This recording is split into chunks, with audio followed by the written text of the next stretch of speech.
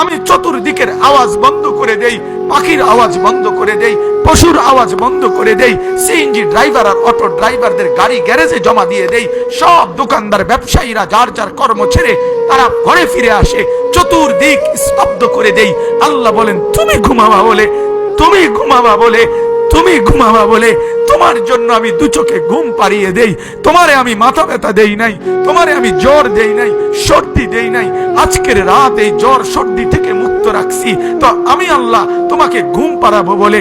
তোমার মা অসুস্থ, বাবা অসুস্থ, ছেলে অসুস্থ, স্ত্রী অসুস্থ, যদি এমন বিপদের খবর হইতো তাইলে তুমি ঘুমাইতে পারতা না। যদি তোমার পায়ে ব্যথা হইতো, আমি 2 মাস বহু রাতকে রাত আরামসে ঘুমাইতে পারি নাই, আমার পা ভাঙে গেছিল, আমি রাতকে রাত অঝরে কাঁদতাম, আল্লাহ তুমি আমারে শেফা করে দাও, সুস্থ করে দাও। তাহলে আমার বন্ধু আল্লাহ বলে বান্দা তুমি ঘুমাবার জন্য আমি রাত বানালাম, আওয়াজ স্তব্ধ করলাম, দু চোখে ঘুম পাড়িয়ে দিলাম।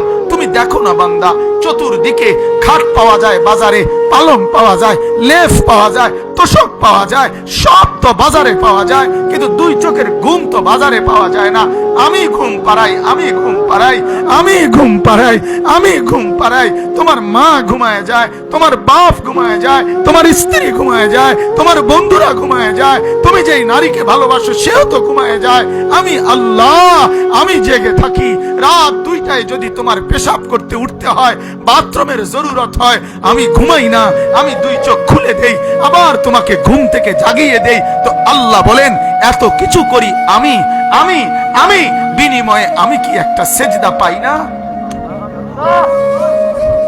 এই নাফরমান সন্তান, এই মুসলমানের ছেলেরা যারা ঢুকছো এখন, বলো তুমি মুসলমানের বাচ্চা কিনা?